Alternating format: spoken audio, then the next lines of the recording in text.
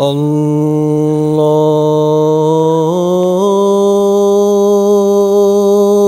أكبر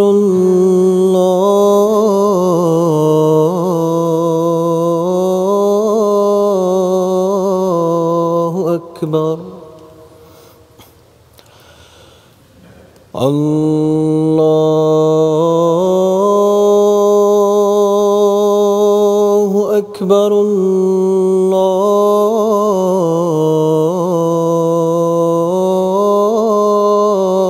الله أكبر أشهد أن لا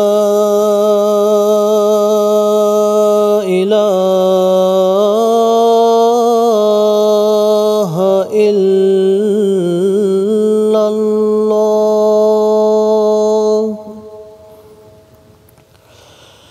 أشهد أن لا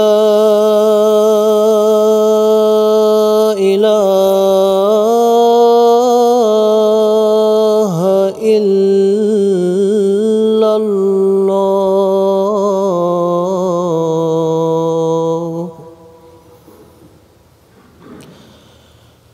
أشهد أن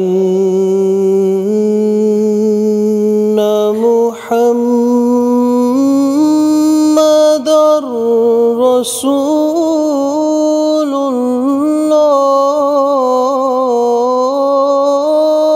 الله أشهد أن محمدًا رسول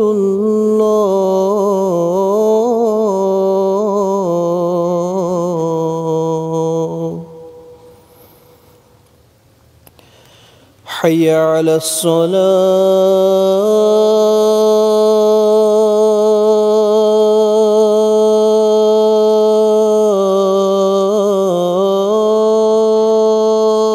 الصلاة حي على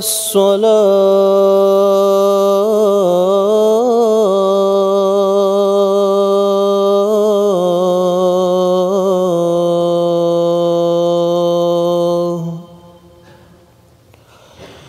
حي على الفلاح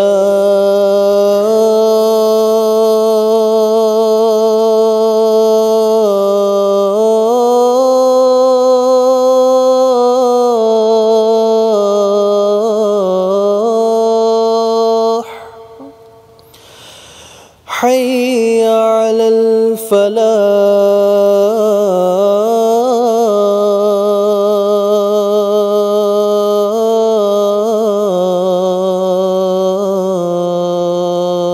الفلاح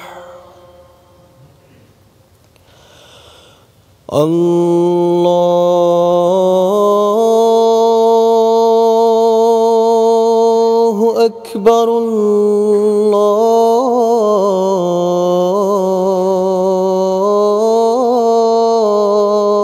الله أكبر لا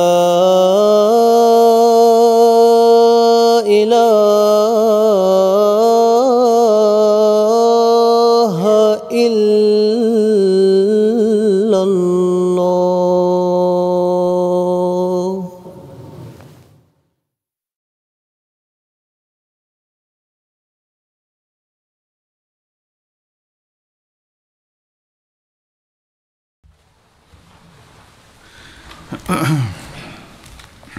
السلام عليكم ورحمة الله.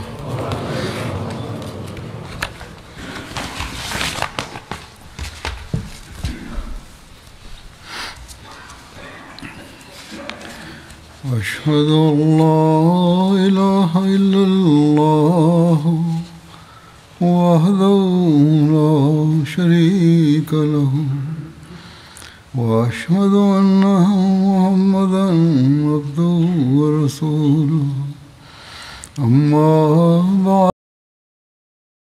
بعد فأعوذ بالله من الشيطان الرجيم بسم الله الرحمن الرحيم الحمد لله رب العالمين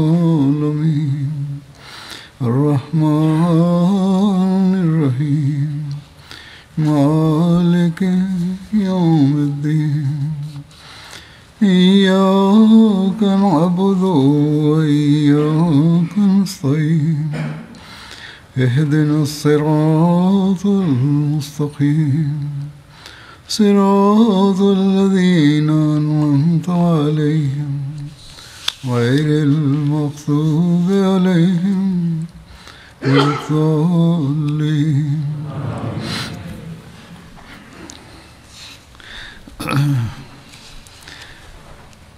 بنو نذیر کے ساتھ جنگ کا ذکر ہو رہا تھا. اس کی مزید تفصیل یوں ہے. اس بارے میں جو حضرت بشیر احمد صاحب نے سید خاتم النبیین میں لکھا ہے کہ جب وہاں حضرت صلی اللہ علیہ وسلم بنو نذیر کے قلعے کی طرف روانہ ہوئے تو آپ نے اپنے پیچھے مدینہ کی آبادی میں ابن مکتوم کو امام الصلاۃ مقرر فرمایا اور خود صحابہ کی ایک جماعت کے ساتھ مدینہ سے نکل کر بنو نذیر کی بستی کا محاصرہ کر لیا. اور بنو نذیر اس زمانے کے طریقے جنگ کے مطابق قلعہ بند ہو گئے. غالباً اسی موقع پر عبداللہ بن ابی بن سلول اور دوسرے منافقین مدینہ نے بنو نذیر کے رؤسا کو یہ کہلا بھیجا کہ تم مسلمانوں سے ہرگز نہ دبنا، ہم تمہارا ساتھ دیں گے اور تمہاری طرف سے لڑیں گے. لیکن جب عملاً جنگ شروع ہوئی تو بنو نذیر کے توقعات کے خلاف ان منافقین کو یہ جرأت نہ ہوئی کہ کھلم کھلا حضرت صلی اللہ علیہ وسلم کے خلاف میدان میں آئیں، اور نہ بنو قریظہ کو یہ ہمت پڑی کہ مسلمانوں کے خلاف میدان میں آ کر بنو نذیر کی برملا مدد کریں. گو دل میں وہ ان کے ساتھ تھے اور در پردہ ان کی امداد بھی کرتے تھے، جس کا مسلمانوں کو علم ہو گیا تھا. بہرحال بنو نذیر کھلے میدان میں مسلمانوں کے مقابلے پر نہیں نکلے اور قلعہ بند ہو کر بیٹھ گئے. لیکن چونکہ ان کے قلعے اس زمانے کے لحاظ سے بہت مضبوط تھے، اس لیے ان کو اطمینان تھا کہ مسلمان ان کو کچھ بگاڑ نہیں سکیں گے. اور آخرکار خود تانگ آ کر محاصرہ چھوڑ دیں گے مسلمان. اور اس میں شک نہیں کہ اس زمانے کے حالات کے متحد ایسے قلعوں کا فتح کرنا واقعی ایک مشکل اور پرز مشقت کام تھا اور ایک بڑا طویل محاصرہ چاہتا تھا.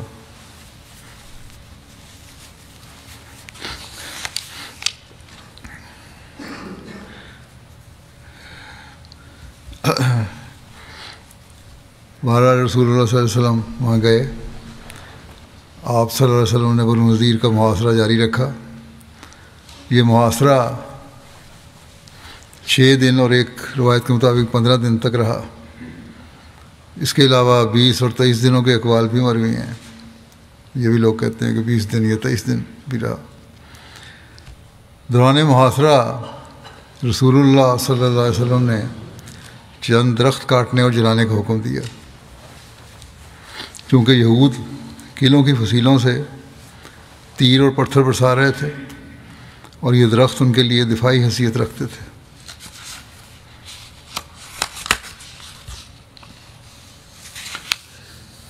اور ان کی کمین گاہ کا کام دے رہے تھے، یعنی کہ چھپنے کی جگہ بن رہے تھے درخت. اس لیے آپ صلی اللہ علیہ وسلم نے ابو لیلہ مازنی اور عبداللہ بن سلام کو درخت جلانے کی ذمہ داری سونپی.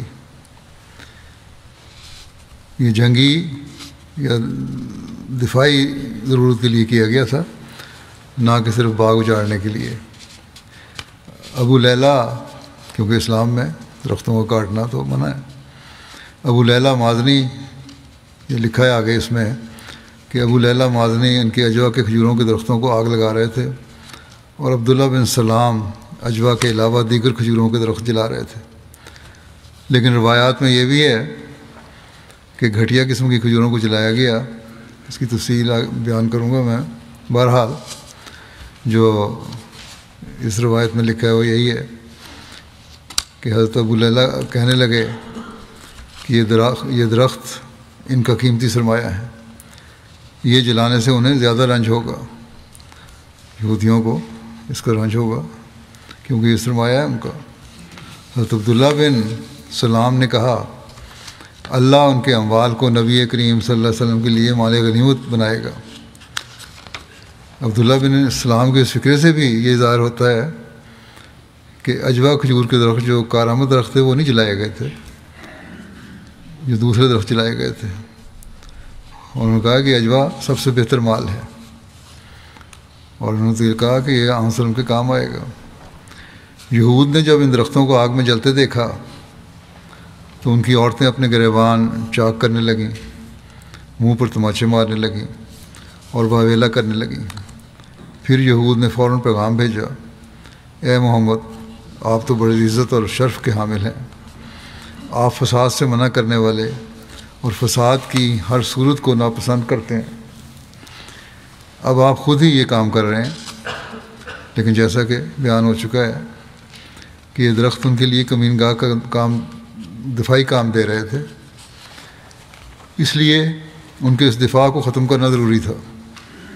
اور اس میں حکمت بھی کار فرما تھی کہ جتنی جلدی ہو سکے یہ قوت ختم ہو جائے تاکہ مزید قتل و غارت نہ ہو۔ اور معلوم ہوتا ہے کہ اللہ تعالیٰ کے خاص الہام کے تحت آپ صلی اللہ علیہ وسلم نے یہ درخت جلانے کا حکم دیا تھا۔ چنانچہ یہود کے اس الزام کا جواب اللہ تعالیٰ نے یوں دیا ہے کہ ما قطعتم من لینۃ او ترکتموها قائمۃ علی اصولها فباذن اللہ ولیخزی الفاسقین۔ جو بھی کھجور کا درخت تم نے کاٹا یا اسے اپنی جڑوں پر کھڑا رہنے دیا تو اللہ کے حکم کے ساتھ ایسا کیا ہے، اور یہ اس غرض سے تھا کہ وہ فاسقوں کو رسوا کر دے۔ بعض روایات میں آتا ہے کہ آپ صلی اللہ علیہ وسلم نے محاصرے کے وقت یہود کو ایک مرتبہ پھر معاف کرنے کا عندیہ دیتے ہوئے نئے عہد و پیمان کی پیشکش بھی کی تھی۔ چنانچہ آپ صلی اللہ علیہ وسلم نے یہود سے فرمایا کہ انکم واللہ لا تامنون عندی الا بعہد تعاہدونی علیہ، تم لوگوں پر مجھے کوئی اعتماد نہیں سوائے اس کے کہ تم مجھ سے نئے سرے سے کوئی پختہ عہد کرو، لیکن انہوں نے عہد و پیمان سے انکار کر دیا۔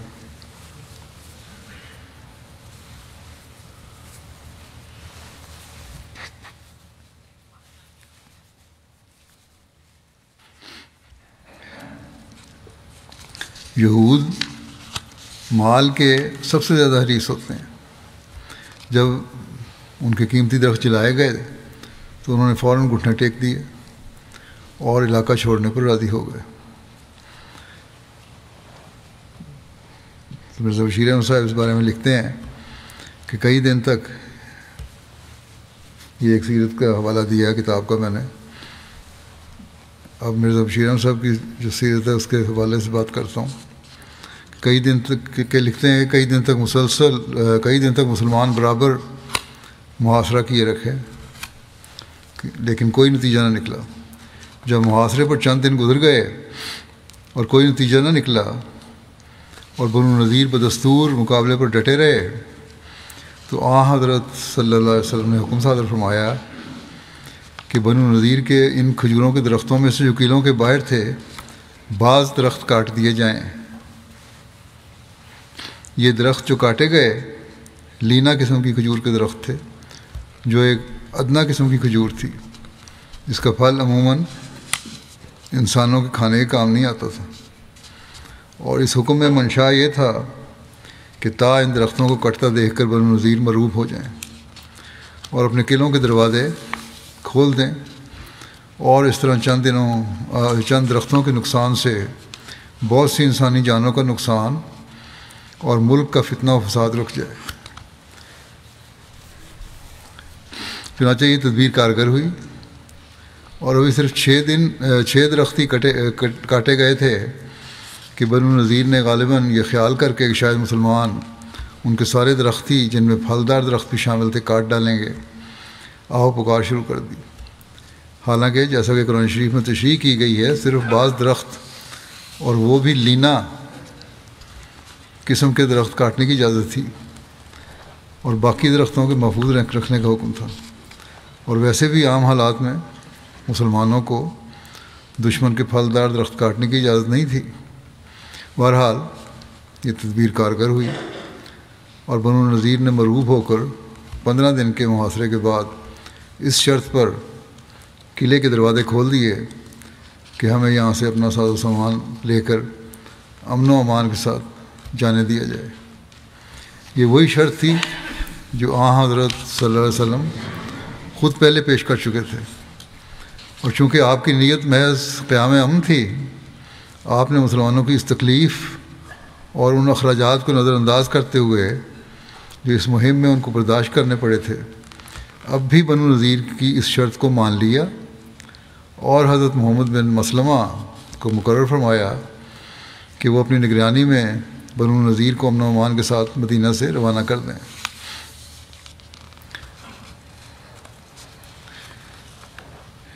جس طرح حضرت بشیر احمد صاحب نے لکھا ہے کہ اعلیٰ قسم کی کھجوریں نہیں کاٹی گئی تھیں، اسی طرح بخاری کی ایک شرح میں بھی لکھا گیا،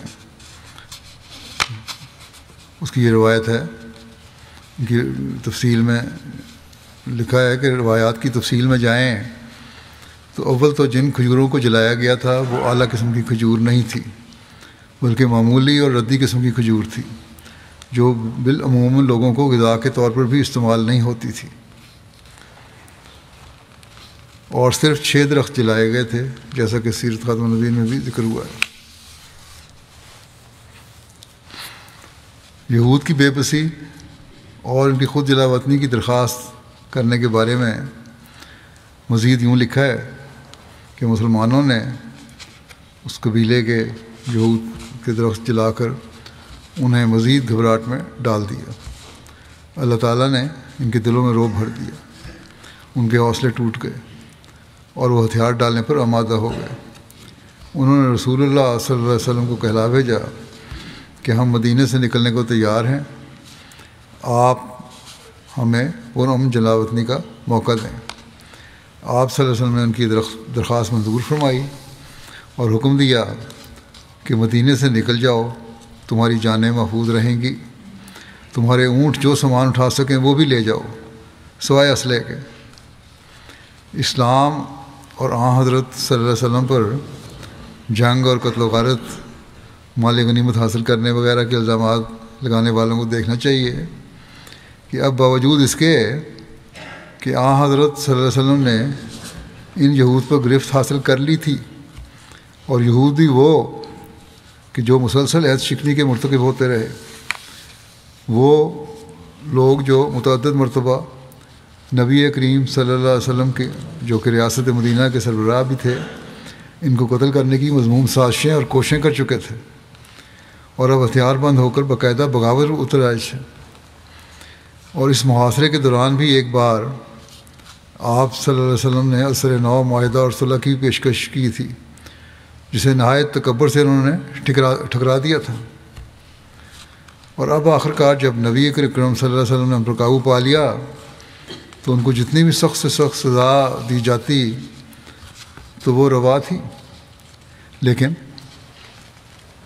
نبی اکرم صلی اللہ علیہ وسلم کی امن پسندی اور صلح جوئی اور رحمت و شفقت انسانی کی عجیب شان اور خلق ظاہر ہوتا ہے کہ آپ صلی اللہ علیہ وسلم نے ان کو یہاں سے امن و سلامتی کے ساتھ چلے جانے کی اجازت دے دی، اور رحمت و عنایات خود روانہ کا عالم یہ تھا کہ یہ بھی اجازت دی کہ جو سامان بھی لے جانا چاہیں لے جائیں، سوائے اسلحے کے اور ہتھیاروں کے۔ چنانچہ آگے تفصیل آئے گی کہ یہود نے اس جود و کرم سے اس طرح فائدہ اٹھایا کہ اپنے گھروں کے دروازے تک اکھیڑ کر 600 اونٹوں پر سامان لاد کر لے گئے، اور اپنی فطرت کا مظاہرہ یوں کیا کہ جو سامان ساتھ نہیں لے جا سکتے تھے وہ پوری کوشش کی کہ ضائع کر دیا جائے۔ چنانچہ آپ گھروں کی چھتوں اور دیواروں کو منہدم اپنے گھروں کی چھتوں اور دیواروں کو منہدم کر دیا تاکہ مسلمانوں کے کام نہ آ سکے، گھر بھی توڑ کے چلے گئے۔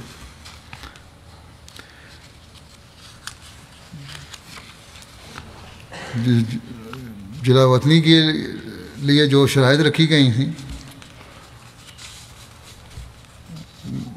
وہ بنو نذیر کے ساتھ کی جلا وطنی کی، ان شرائط کے حوالے سے ان امور کا ذکر ملتا ہے۔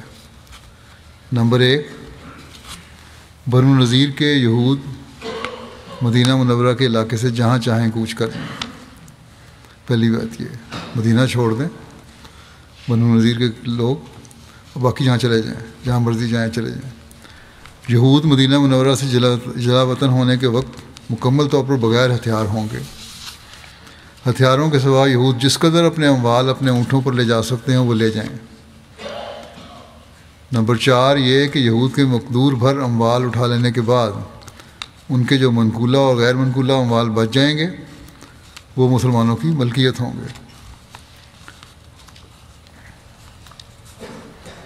جلا وطنی کے عمل کی نگرانی اور یہود کے عذر اور بہانے بنانے کی تفصیل بھی ہے۔ اس میں لکھا ہے کہ بنو نذیر کو مدینہ منورہ سے جلا وطن کرنے کی ذمہ داری حضرت محمد بن مسلمہ رضی اللہ عنہ کو سونپی گئی۔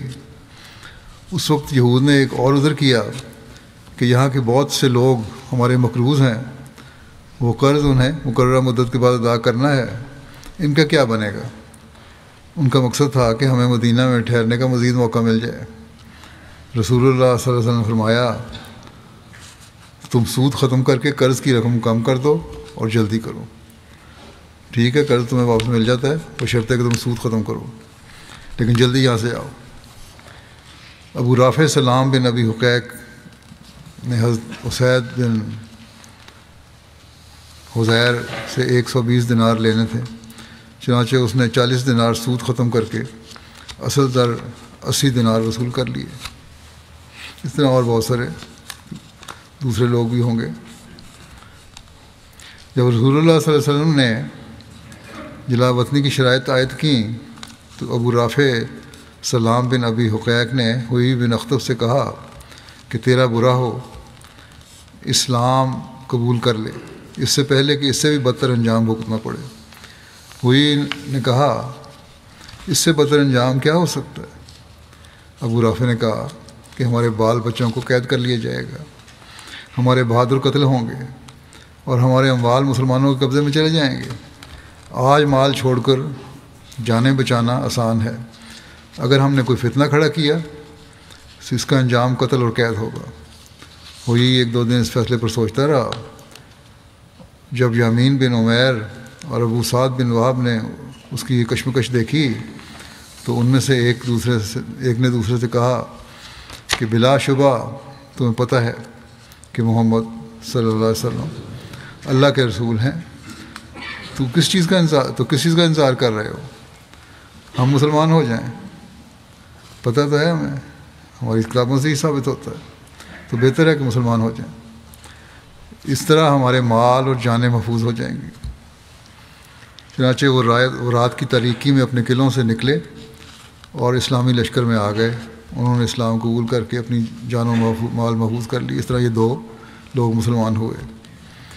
یامین بن عمیر بعد میں بہت مخلص صحابی ثابت ہوئے، بلکہ ان کے دل میں انہی دنوں میں ہی رسول کریم صلی اللہ علیہ وسلم کی محبت اتنا گھر کر چکی تھی کہ بنو نذیر کے جس یہودی عمر بن جہاش نے آن حضرت صلی اللہ علیہ وسلم کو قتل کرنے کی مذموم کوشش کی تھی، یہ اسلام قبول کرنے والے یامین بن عمیر کا چچا زاد تھا۔ تو اس مخلص نو مسلم نے ایک شخص کے ذریعے عمر بن جہاش کو قتل کروا دیا۔ رسول اکرم صلی اللہ علیہ وسلم کو جب اس اخلاص اور محبت کا علم ہوا تو آپ نے مسرت کا اظہار فرمایا۔ جس تاریخ کی کتاب کا حوالہ ہے۔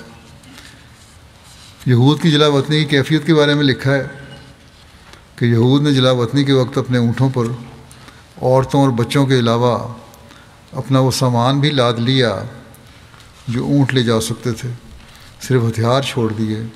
ان کے ساتھ کل ملا کر 600 اونٹ تھے۔ ہر شخص خود اپنا مکان گرا کر اس کی لکڑی جیسے دروازے اور کھڑکیاں وغیرہ تک نکال کر اونٹوں پر لاد کر لے گیا۔ ایک روایت میں ہے کہ ان لوگوں نے اپنے مکانوں کے ستون اور چھتیں تک توڑ ڈالیں، کواڑ، تختے، یہاں تک کہ جو دروازے جو تھے یا چولہیں تک نکال لیں، چگاٹھیں ان کی، اور محض حسد اور جلن میں اپنے مکانوں کی دیواریں تک منہدم کر دیں، تاکہ وہ اس قابل نہ رہیں کہ ان کے جلا وطن ہونے کے بعد ان مکانوں کو مسلمان آباد کر سکیں۔ جب یہود نے اپنے بچوں اور عورتوں کو سواری کے اونٹوں پر سوار کیا اور بکیاں اونٹوں پر سامان لادنے لگے تو ان کے اس انداز سے یوں معلوم ہوتا تھا جیسے انہیں جلا وطن ہونے کی کوئی پریشانی یا ندامت نہیں، حالانکہ ان کے سینے آتش کدے بھرے ہوئے تھے، آگ لگی تھی سینوں میں ان کے، لیکن ظاہر یہ کر رہے تھے کوئی پرواہ نہیں ان کو۔ البتہ لوگوں کو یہ تاثر دے رہے تھے کہ ہم خوش و خرم یہاں سے جا رہے ہیں۔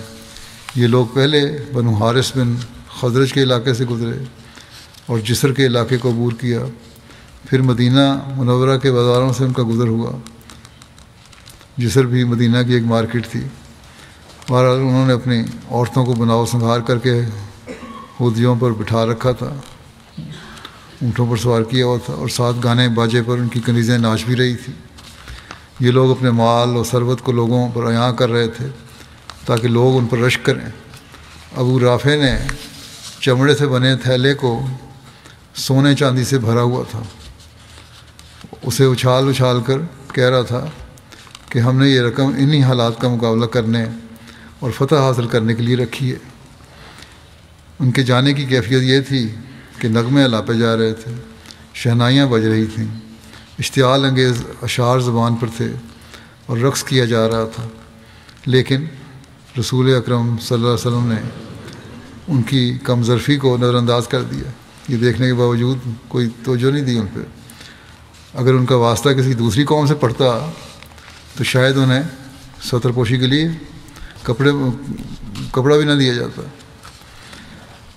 جو حالت انہوں نے کی تھی، جو رویہ انہوں نے اختیار کیا تھا، اس کو سزا تو ایسی ملنی چاہیے تھی، وہ کچھ بھی نہ جانے دیا جاتا، لیکن حضرت صلی اللہ علیہ وسلم کی عفو اور رحم دلی تھی جس نے کوئی ان کی پرواہ نہیں کی ان باتوں کی۔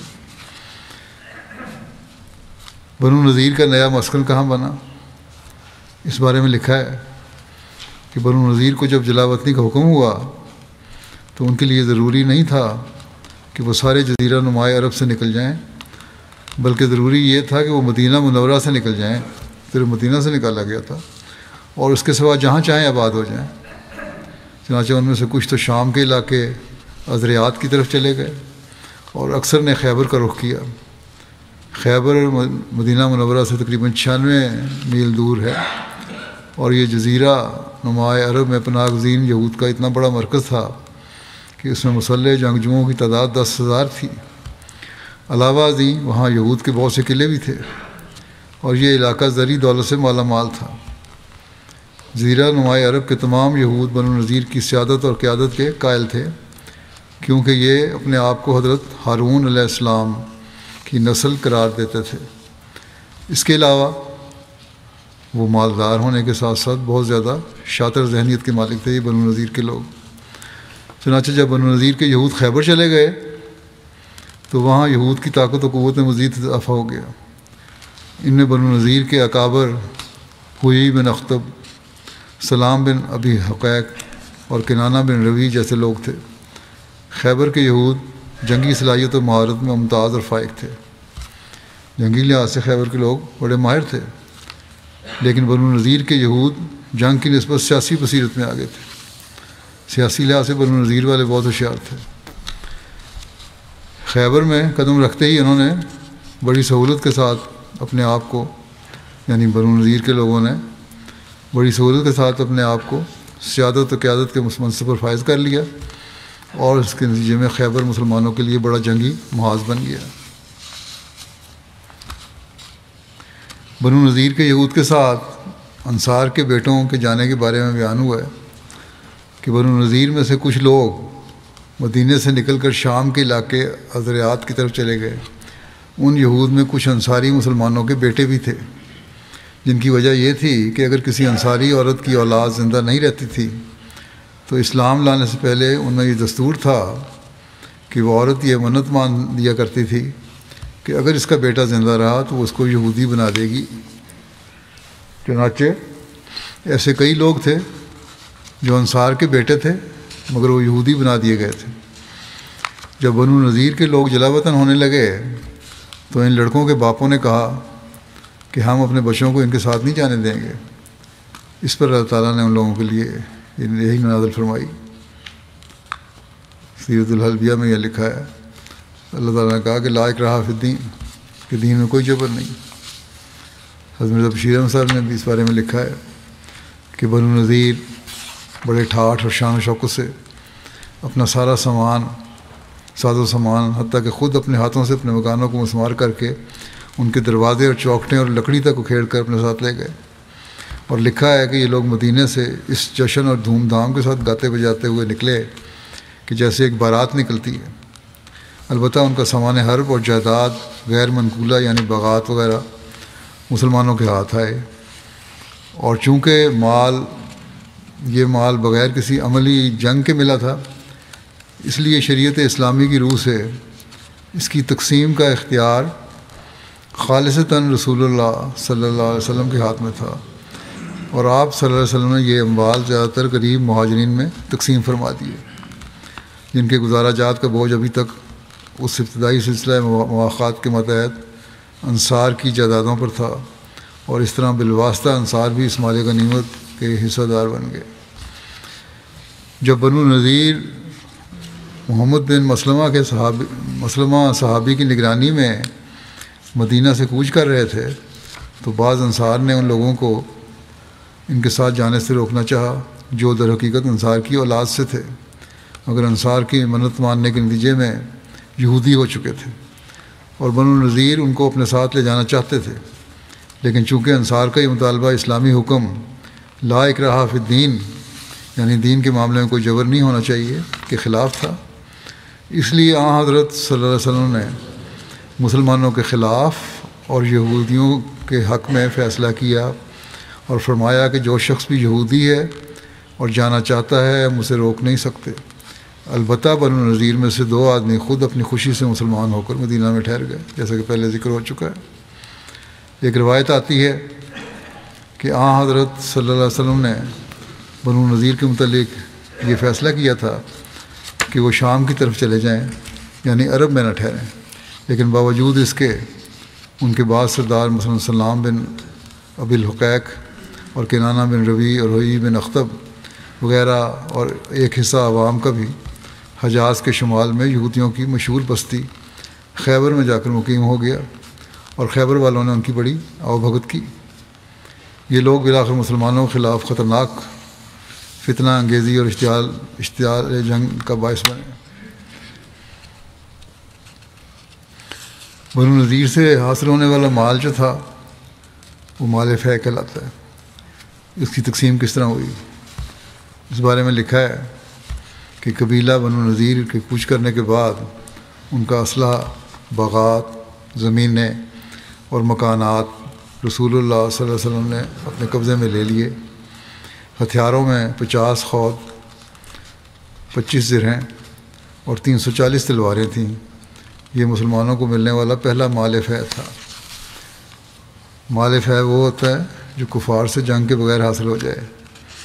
اس مال میں سے مال غنیمت کی طرح خمس نہیں نکالا جاتا، بلکہ سارے کا سارا مال رسول اللہ صلی اللہ علیہ وسلم کے اختیار میں ہوتا تھا، تاکہ آپ صلی اللہ علیہ وسلم جہاں چاہیں اسے صرف فرمائیں۔ بنو نذیر سے لڑائی کی نوبت ہی نہیں آئی تھی، بلکہ اللہ تعالیٰ نے اپنے نبی کا رعب و دبدبہ ان کے دلوں پر طاری کر دیا تھا۔ اس طرح اللہ تعالیٰ نے اپنے رسول کو ان کے مال کا وارث بنا دیا۔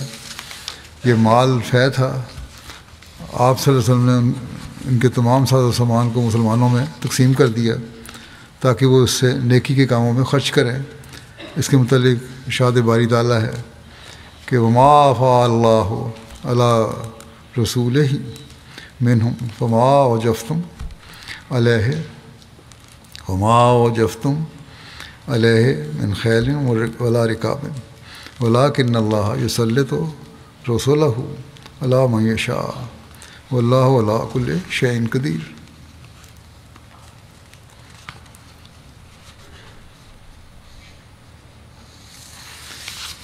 اور اللہ نے ان کے اموال میں سے اپنے رسول کو جو بطور غنیمت عطا کیا تو اس پر تم نے نہ گھوڑے دوڑائے اور نہ اونٹ، لیکن اللہ اپنے رسولوں کو جن پر چاہتا ہے مسلط کر دیتا ہے، یعنی کوئی جنگ نہیں ہوئی، اور اللہ ہر چیز پر جسے وہ چاہے دائمی قدرت رکھتا ہے۔ انصار کا کہ عجیب قابل رشک محبت اور اظہار کا نمونہ بھی ہمیں یہاں ملتا ہے۔ رسول اللہ صلی اللہ علیہ وسلم نے مال فے تقسیم کرتے وقت حضرت ثابت بن قیس بن شماس سے فرمایا کہ میرے سامنے اپنی قوم کو اکٹھا کرو۔ انہوں نے دریافت کیا یا رسول اللہ صلی اللہ علیہ وسلم خزرج؟ آپ صلی اللہ علیہ وسلم آیا تمام انصار کو بلاؤ۔ تو انہوں نے آپ کے لیے اوس اور خزرج کو بلا لیا۔ آپ صلی اللہ علیہ وسلم نے حمد و ثناء کے بعد انصار کے مہاجرین سے حسن سلوک کا تذکرہ کرتے ہوئے فرمایا، یعنی جو حسن سلوک انصار نے کیا تھا مہاجرین کے ساتھ اس کا تذکرہ کیا اور فرمایا کہ اگر تم چاہو، انصار کو کہا کہ اگر تم چاہو تو بنو نذیر سے حاصل شدہ مال فے تمہارے اور مہاجرین کے درمیان تقسیم کر دیا جائے۔ اس صورت میں مہاجرین تمہارے گھروں پر قابض اور مالوں کے مالک رہیں گے، اور اگر تمہاری مرضی ہو تو میں مال فے مہاجرین میں تقسیم کر دوں۔ اس صورت میں وہ تمہارے دیے ہوئے گھروں سے نکل جائیں گے، یعنی اب جو آپس میں تقسیم کی ہوئی تھی جائیدادیں اور جو فائدہ اٹھا لیتے ہیں انصار سے مہاجرین، وہ ختم ہو جائے گا کیونکہ ان کے اپنے پاس جائیداد ہو جائے گی۔ اس پر حضرت سعد بن عبادہ اور حضرت سعد بن معاذ نے عرض کیا کہ ہمارے اموال ان کے پاس رہنے دیجیے، اور بنو نذیر کے تمام اموال بھی ہمارے مہاجر بھائیوں میں تقسیم کر دیں۔ جو ہم نے دیا ہوا ہے وہ بھی ان کے پاس رہے، اور بنو نذیر کا جو مال ہے وہ بھی انہیں دے دیں، فے کا مال۔ مہاجرین میں ہر طرف سے صدائیں، یہ سنا جب تو مہاجرین نے کس طرح سے صدائیں آنے لگیں کہ رضینا وسلمنا یا رسول اللہ، یعنی اے اللہ کے رسول ہم اس پر خوش ہیں اور ہم نے اسے تسلیم کیا۔ آپ صلی اللہ علیہ وسلم نے اس اظہار و قربانی کے جذبے کو دیکھ کر انتہائی خوش ہوئے اور فرمایا اللہم ارحم الانصار و ابناء الانصار، اے اللہ انصار پر ان کی اولادوں پر رحم فرما۔ نبی کریم صلی اللہ علیہ وسلم نے اکثر اموال مہاجرین کی جماعت میں تقسیم فرما دیے۔ انصار میں سے صرف 2 تنگ دست صحابہ کو اس مال سے نوازا گیا، اور وہ حضرت سہل بن حنیف اور حضرت ابو دجانہ تھے۔ ابن عینہ بیان کرتے ہیں کہ میں نے زہری کو کہتے ہوئے سنا کہ رسول اللہ صلی اللہ علیہ وسلم نے بنو نذیر کے اموال میں سے حضرت سہل بن حنیف اور حضرت ابو دجانہ کے علاوہ انصار میں سے کسی کو حصہ نہیں دیا، کیونکہ یہ دونوں تنگ دست تھے، اس لیے ان کو حصہ دیا گیا۔ رسول اللہ صلی اللہ علیہ وسلم نے حضرت سعد بن معاذ کو ابو حقیق کی تلوار عطا کی۔ اس تلوار کی بڑی شہرت تھی۔ آپ صلی اللہ علیہ وسلم نے بقیہ سامان غرباء میں تقسیم کر دیا اور کچھ اپنے لیے رکھا جو ازواج مطہرات کے اخراجات کے لیے تھا۔ ایک روایت میں ہے کہ آپ صلی اللہ علیہ وسلم نے انہی بنو نذیر کے باغات سے حاصل ہونے والے غلے میں سے سال بھر کا خرچ اپنی ازواج کو دے دیتے، باغات سے حاصل ہونے والے غلے میں سے سال بھر کا خرچ اپنی ازواج کو دے دیتے تھے، اور جو باقی بچ جاتا تھا، ان کا جو سال کا خرچہ تھا وہ دیتے اپنے بیویوں کو، اور باقی جو بچ جاتا تھا اسے جہاد کی تیاری کے لیے صرف کرتے تھے۔ غریبوں اور ناداروں کی اعانت بھی اسی مال سے کی جاتی تھی۔ بنو نذیر کے 7 باغات تھے جن پر آزاد کردہ غلام حضرت ابو رافع کو مقرر کیا گیا تھا، یعنی وہ ان کے مینیجر تھے۔ ان باغات کے نام یہ تھے: مصب، صافیہ، دلال، حسنہ، برقع، عواف اور مشربہ ابراہیم۔ بہرحال جہاں غزوہ بنو نذیر کا ذکر ختم ہوا ہے، آئندہ انشاءاللہ دوسرے غزوات کا ذکر ہوگا۔ پاکستان کے احمدیوں کے لیے دعائیں جاری رکھیں، وہاں کے حالات کی بہتری کے لیے دعائیں کرتے رہیں۔ اللہ تعالیٰ وہاں کی عمومی امن و امان کی حالت کو بھی بہتر کرے اور احمدیوں کو اپنی حفاظت میں رکھے۔ دنیا میں مسلمانوں کی عمومی حالت کے لیے بھی دعا کریں، یہ لوگ بھی زمانے کے امام کو مان کر اپنا وقار دوبارہ حاصل کر سکیں۔ دنیا میں عمومی صورتحال جو جنگ کی بن رہی ہے، اس کے لیے بھی دعا کریں۔ یہ تو لگتا ہے ضروری ہونی ہے جنگ، تو جس طرف جا رہی ہے دنیا، لیکن اللہ تعالیٰ ہر احمدی اور ہر معصوم کو اس کے شر سے محفوظ رکھے۔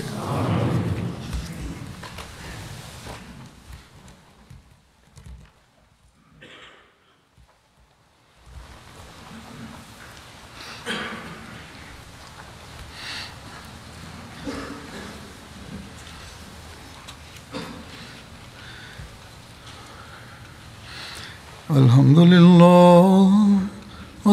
لله نحمده ونستعينه ونستغفره ونؤمن به ونتوكل عليه ونعوذ بالله من شرور أنفسنا ومن سيئات أعمالنا من يهده الله فلا مضل له ومن يضلل فلا هادي له